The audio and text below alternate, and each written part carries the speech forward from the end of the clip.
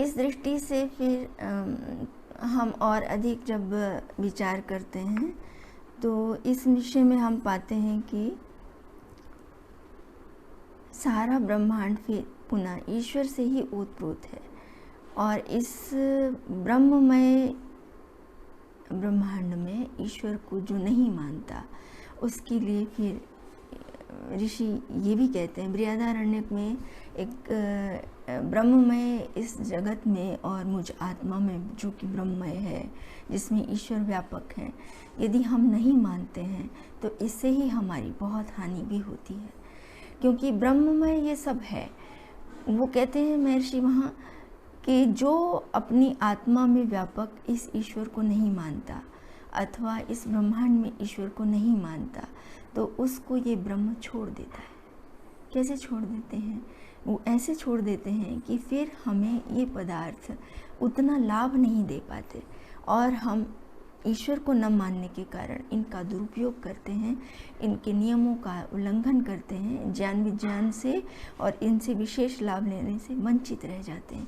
इसी ओर संकेत यहाँ महर्षि करा रहे हैं कि ये सब ब्रह्ममय है, उनका बनाया हुआ है, उनके द्वारा अधिष्ठित है, व्यवस्थापित है, और उनका पूरा अनुशासन इस पर है, पूरा शासन, वो सम्राट है, ब्रह्म है, महान है। तो हमें उन्हें अपने भीतर भी और बाहर भी सर्वत्र जानने पर ही इनसे पूरा पूरा लाभ मिल सकता है। यदि हम ऐसा कर लेते हैं तो जो ईशावास्यम इदम सर्वम यत्किंच जगत्याम जगत तेन त्यक्तेन भुंजी था माँ गृधा कस्य स्विद्धनम, ये बात जानकर हम पुनः फिर इससे जिस उद्देश्य के लिए ईश्वर ने हमें यह शरीर दिया है, वे पिता जो मुझ में अभी हैं, उनको हम जानकर इन दुखों से छूटकर परम सुखी भी हो सकते हैं। इसलिए महर्षि यहाँ कहते हैं कि ये ईश्वर प्रत्यक्ष होते हैं। क्या कहा? अयम आत्मा ब्रह्म, अर्थात मुझ में व्यापक ये जो आत्मा है, इस ब्रह्मांड में व्यापक जो ये महान ब्रह्म है, ये आत्मा अभी मेरे सामने प्रत्यक्ष है, मैं इन्हीं को ही बता रहा हूँ। उन्होंने वह नहीं कहा, यह कहा है। यह अर्थात जो मेरे निकट है, जो निकट होता है उसी के लिए ही यह शब्द प्रयोग होता है। और यहाँ पर यह शब्द, ये ईश्वर यहाँ उपस्थित प्रत्यक्ष की प्रबलता दिखाने के लिए महर्षि इसे अयम शब्द को प्रयोग कर रहे हैं। ये आत्मा यदि ईश्वर जाने जाते हैं एक भी आत्मा के द्वारा, तो ये किसी अन्य आत्मा के द्वारा भी जाने जा सकते हैं, क्योंकि सभी आत्माएं एक जैसे ही गुण रखती हैं, स्वभाव से, स्वरूप से एक जैसी हैं। इसलिए महर्षि कहते हैं कि आप भी अपने शिष्यों को बता रहे हैं और हमें भी कह रहे हैं कि हम भी इन आत्मा को जो मुझे भी प्रत्यक्ष हैं, मुझ में हैं, ओतप्रोत हैं, उनको हम जान सकते हैं। ये महान आत्मा जाने जा सकते हैं। और कहाँ जाने जा सकते हैं, कैसे जाने जा सकते हैं? ये जिज्ञासा होने पर महर्षि कहते हैं सोयम आत्मा चतुष्पाद, ये आत्मा चार पैर वाले हैं, चार पाद वाले हैं, चार विभाग वाले हैं, अर्थात चार प्रकार से इनको हम जान सकते हैं। यद्यपि ईश्वर के खंड नहीं हो सकते, विभाग नहीं हो सकते, क्योंकि वे एक अखंड पदार्थ हैं, नित्य एक चेतन पदार्थ हैं।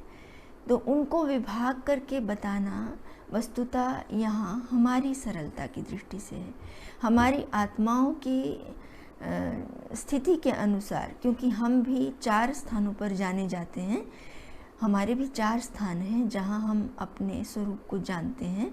वैसे ही ईश्वर के स्वरूप को जनाने के लिए भी वो हमारे स्वरूप के समान उनको चार स्थानों पर दिखाकर हमें उनका बोध कराना चाहते हैं, क्योंकि ईश्वर अत्यंत सूक्ष्म पदार्थ हैं और इतने सूक्ष्म पदार्थ को जनाने के लिए हमारा ही उदाहरण वो हमें दे रहे हैं। इससे अधिक सरल उदाहरण उनके पास नहीं है, क्योंकि चेतन हम भी हैं, चेतन ईश्वर भी हैं, आत्मा हम भी हैं, आत्मा वे भी हैं।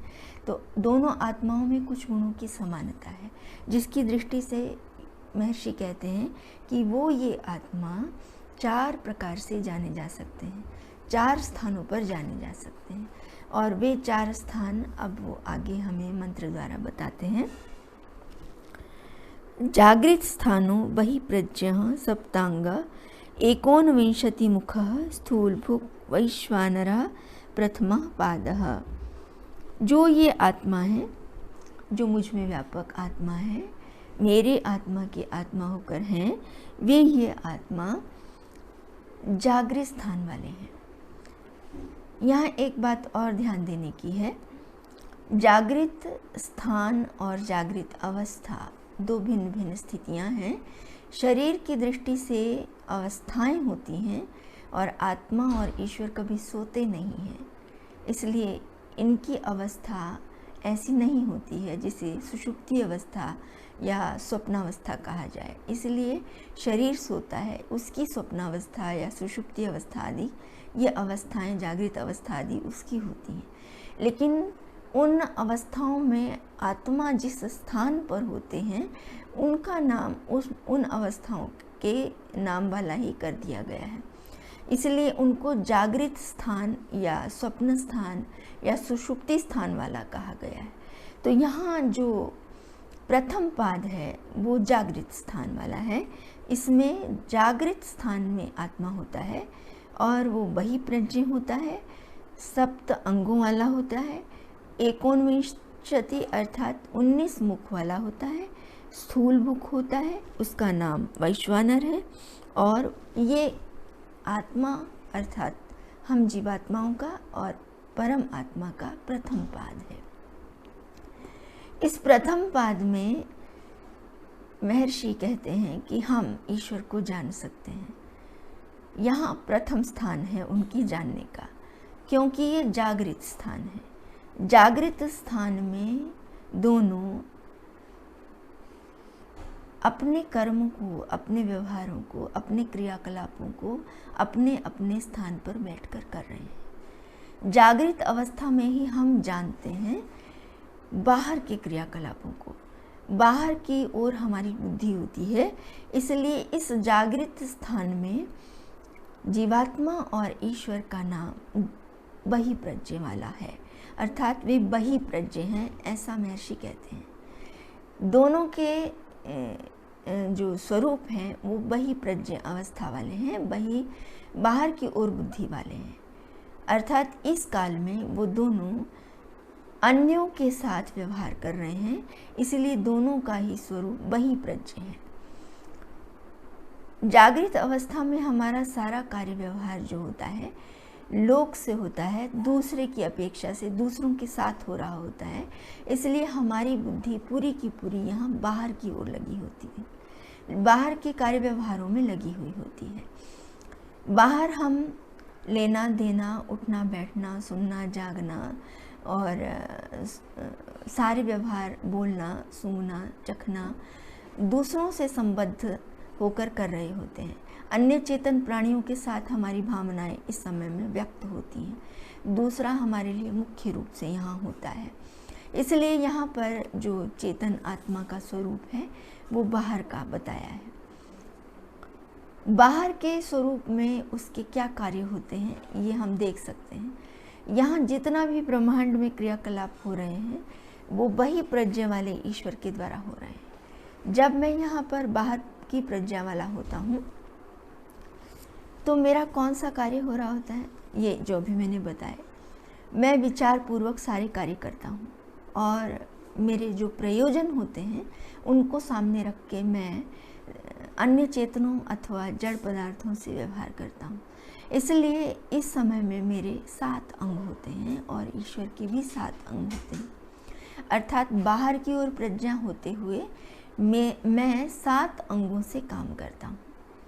वे 7 अंग जागृत स्थान में मेरे पास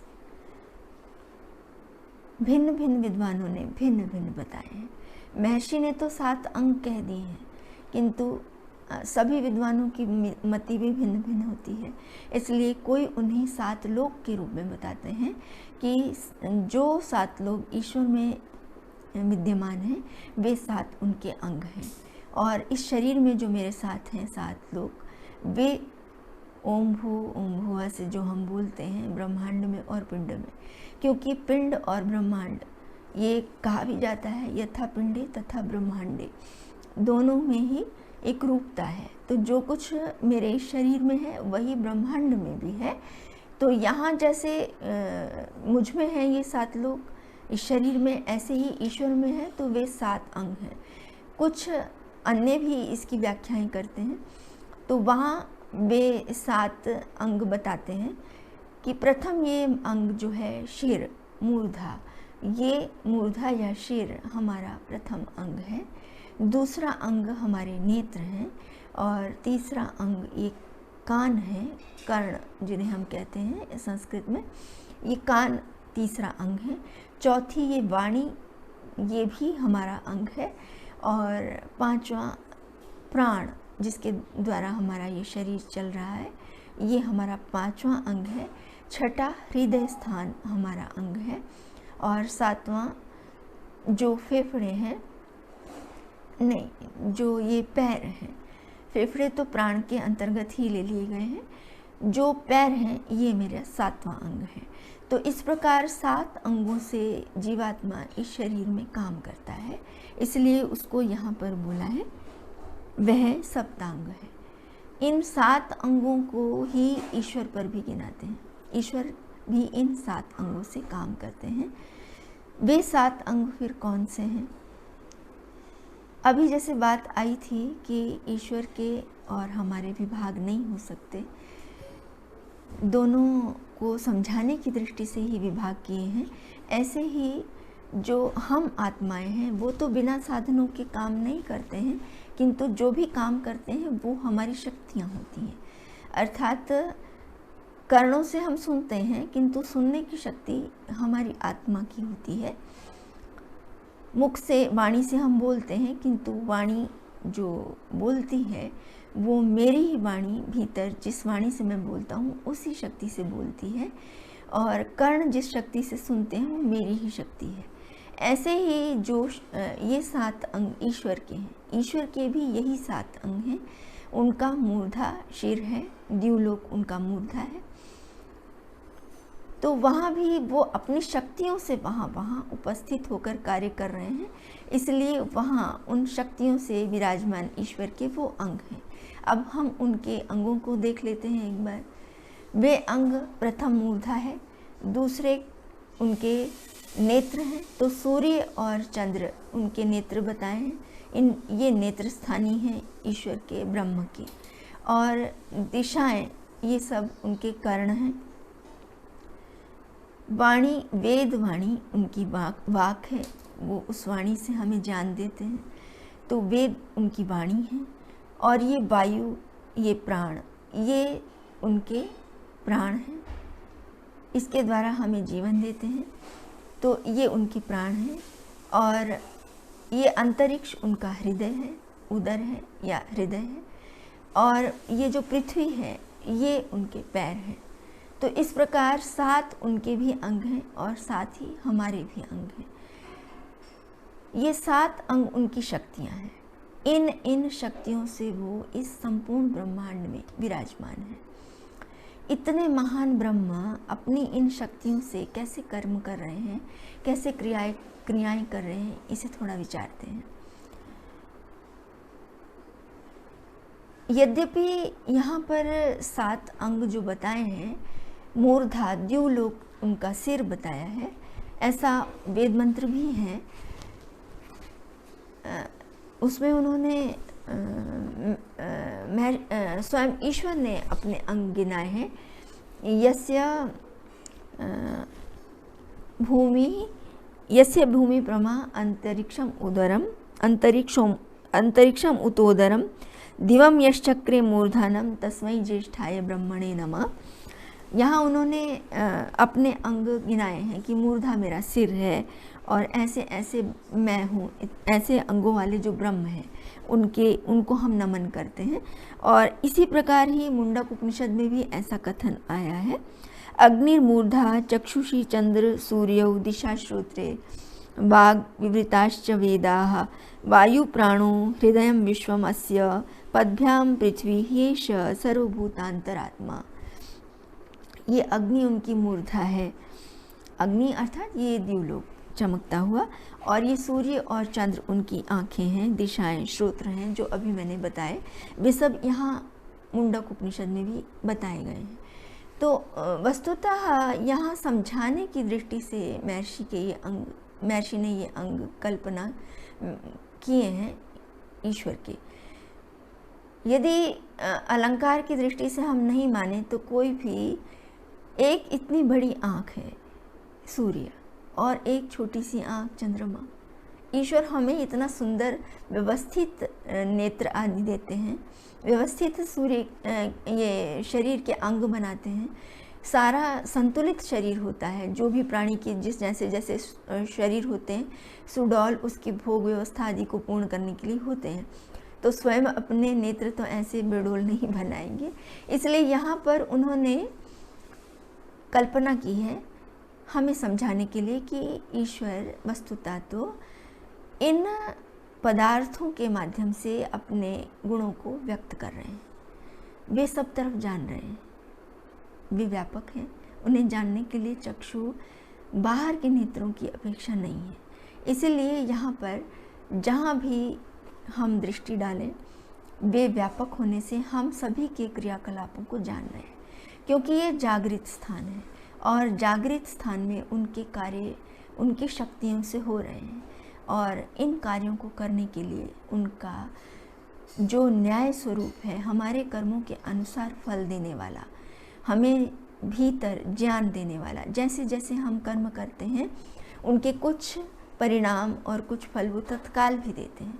हम उत्तम कर्म करते हैं तो वे हमें तत्काल उत्तम प्रेरणाएं देते हैं, ज्ञान देते हैं।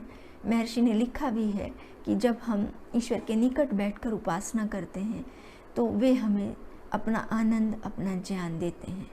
वैज्ञानिक भी इस दृष्टि से, तो इस जागृत अवस्था में ईश्वर हमें अपना ज्ञान देते हैं, हमें आनंदित करते हैं, उत्साहित करते हैं। जीवात्मा जितना जितना उनके निकट बैठता है, उनके नियमों को जानने का प्रयास करता है, अपने अंतःकरण को शुद्ध करता है, तो उसको भीतर भी वे ज्ञान देते हैं। वो कहाँ से दे रहे हैं? फिर उनकी वाणी हमारे भीतर है। जैसे मैं जब दूसरों के लिए नहीं बोलता हूँ, अपने आप अंदर किसी विषय पर विचार करते हुए बोलता हूँ, तो मेरी अपनी शक्ति से मैं बोलता हूँ। अंदर मैं नेत्रों से नहीं देखता हूँ, अंदर मैं अपनी शक्ति से उन पदार्थों के स्वरूप को ज्यों का त्यों देखता हूँ, जो मैं बाहर इन नेत्रों से देखता हूँ। अंदर मैं अपनी ही वाणी को सुनता हूँ, जो जैसे कि मैं बाहर की वाणियों को इन कानों से सुनता हूँ। तो भीतर ये आँख और ये कान नहीं जा रहे, किंतु भीतर मेरी शक्ति हैं जिनसे मैं जान रहा हूँ। इसी की तरह ही फिर ईश्वर की भी शक्तियाँ उनकी आत्मा में, उन्हीं में हैं। जैसे मेरी शक्तियाँ मुझ में हैं, मैं अपनी शक्तियों से सारे कार्य व्यवहार कर रहा हूँ। इन पदार्थों में प्रयत्न से मैं गति दे रहा हूँ, हाथ पैरों को चला रहा हूँ, और अपने प्रयत्न से अभी मैं इन वाणी को गति देकर या मन से, बुद्धि से विचार कर ज्ञान को व्यक्त कर रहा हूँ। ठीक ऐसे ही ईश्वर भी कर लेते हैं, क्योंकि दोनों आत्माएं एक जैसी ही हैं। एक मंत्र भी है, त्वं ही विश्वतो मुखः विश्वतः परिभूरसि अपन्ना शोचुषद अघम, अर्थात आप विश्वतोमुख हैं। महर्षि दयानंद आर्याभिविनय में इसकी बहुत सुंदर व्याख्या करते हैं कि ईश्वर इस जब जागृत स्थिति है, इस काल में ही ये सारे कार्य व्यवहार कर रहे हैं।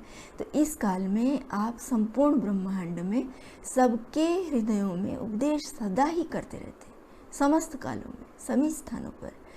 तो जागृत अवस्था में जो ईश्वर हमारे साथ जुड़कर व्यवहार कर रहे हैं, वे इस समय में व्यक्त स्थिति में अपने व्यक्त गुणों द्वारा इस प्रकृति में प्रयत्न करके इसे सृष्टि रूप में हमारे लिए व्यवस्थित करके उत्तम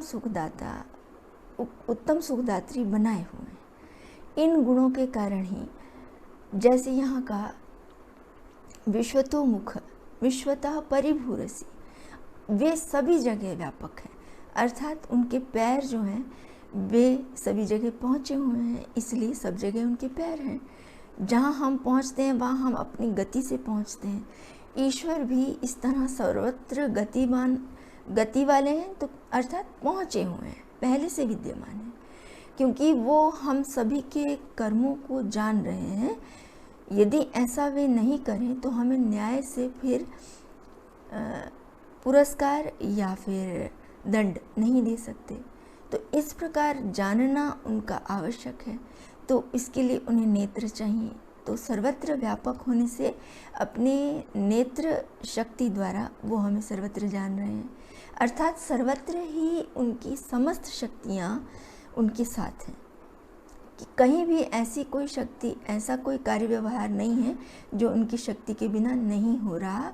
कार्य हो रहा है तो वो वहाँ विराजमान है, भले ही वे व्यवस्था से अथवा स्वयं विराजमान होकर कर रहे हैं।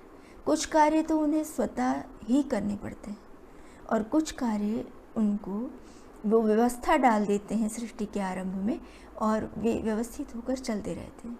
जैसे कि तत्काल उपदेश देना, ये वो बिना उपस्थित हुए नहीं कर सकते, और हम ऐसा अनुभव करते हैं। वैज्ञानिक भी ऐसा कहते हैं।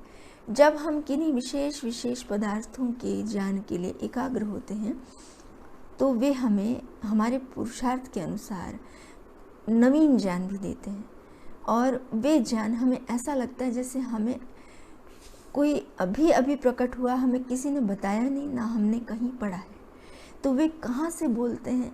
वे मेरे हृदय में वो ज्ञान उत्पन्न करते हैं, मुझ में उत्पन्न करते हैं। यही उनका मुख है। इस द्वारा वे मेरे पास हैं, अभी हैं, यही हैं। जिसे महर्षि कह रहे हैं, यही आत्मा इस जागृत स्थान में वही प्रज्ञ होकर अपने इन अंगों द्वारा मुझ में विराजमान है और मुझे मेरा मार्गदर्शन कर रहे हैं। इसी स्थिति में ही वे ईश्वर जब अपने इन अंगों द्वारा मेरा कार्य व्यवहार चलाते हैं, मुझे मेरे कर्मों का संचय करते हैं, मैं क्या क्या उत्तम कर्म कर रहा हूँ और कितने बुरे कर्म कर रहा हूँ, वो सारा मैं नहीं जान पाता। मैं तो आज ही के कर्मों का स्मरण नहीं रख पाता। मैं विशेष ऐसे कर्म भी होते हैं जो मेरे जाने बिना ही हो जाते हैं, मेरी असावधानी से हो जाते हैं। मार्ग में चलते हुए कितनी चींटियों को मैंने मार दिया है, कितनी अव्यवस्थाएं अज्ञानता से मैंने कर दी हैं, कहाँ कहाँ मैं मानसिक रूप से भूलें कर रहा हूँ, प्रमाद कर रहा हूँ, आलस्य कर रहा हूँ, वे सब मैं याद नहीं रख पाता। कहीं तो मुझे ज्ञात होते हैं, कहीं मुझे ज्ञात भी नहीं होते हैं। तो उनका संचय मेरे लिए ईश्वर करते हैं, क्योंकि अच्छे कर्मों का मैं अच्छा फल चाहता हूँ। यदि अच्छे कर्मों का मैं अच्छा फल चाहता हूँ और मुझे स्मरण नहीं रहते हैं और मुझे वो फल चाहिए, तो फिर कोई व्यवस्थापक होना चाहिए, वहाँ मैं चाहता हूँ। तो बुरे कर्मों का भी तो मेरा फल होगा, उसका भी संचय होता है। इन निम्न योनियों में गई हुई ये आत्माएं इसका प्रमाण है, क्योंकि सभी बुरे कर्म अथवा अच्छे कर्म इन्हीं शरीरों में होते हैं, इसी मनुष्य शरीर में होते हैं, अन्य शरीरों में नहीं होते। और जितने भी ये मनुष्य प्राणी हैं, मनुष्य शरीर में आई हुई आत्माएं हैं, ये ही उत्तम कर्म करके उत्तम योनियों में जाती हैं अथवा मुक्त स्थिति में जाती हैं, और अधम कर्म करके निम्न योनियों में जाती हैं। तो उनको इन उत्तम स्थितियों में ले जाने वाले बिना संचय के न्यायकारी ईश्वर हो नहीं सकते। इसीलिए उन्हें एक एक क्षण हमें देखना होता है, और वो ये जागृत अवस्था ही है जिसमें वो मेरे बाहर मेरे साथ बैठकर मुझे देख रहे हैं।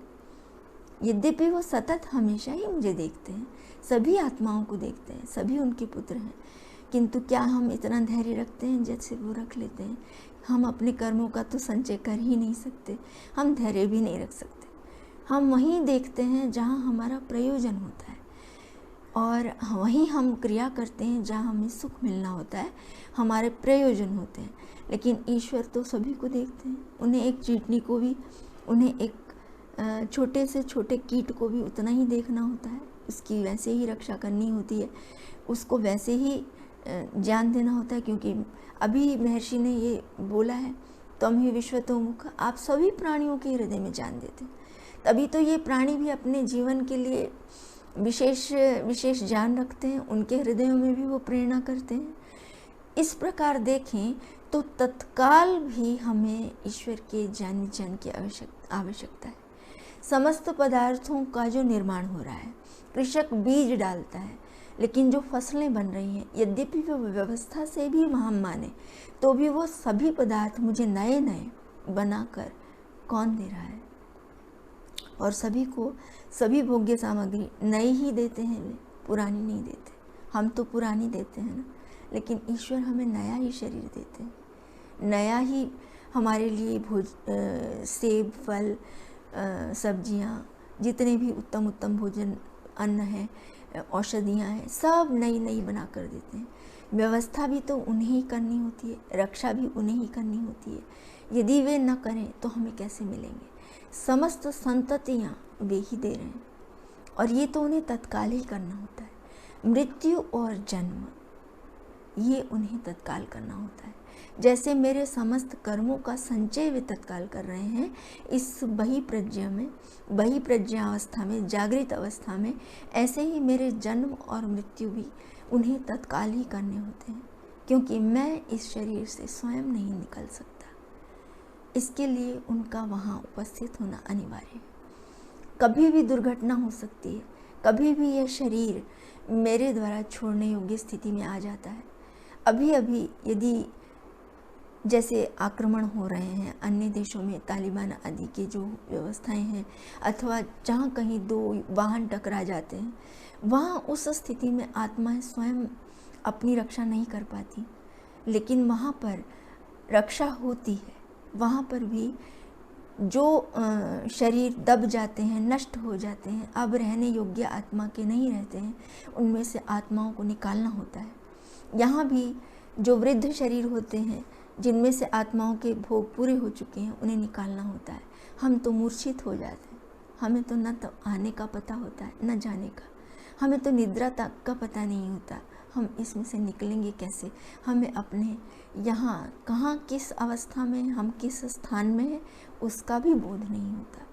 तो इन सारी स्थितियों को उन्हें ही देखना होता है, और किस आत्मा को उसके किन कर्मों के कारण कौन से माता और पिता के शरीर में भेजना है, किन आत्माओं को कौन सी योनियों में भेजना है, किन आत्माओं के ऐसे कर्म हैं कि अब उनको मोक्ष में भेजना है, ये भी कौन देखता है? यदि ईश्वर यहाँ अभी मेरे पास ना हो तो इसकी व्यवस्था वो कैसे करेंगे? और यदि ये सारे मुख उनकी शक्तियाँ ना हों तो उन्हें ज्ञात कैसे होगा?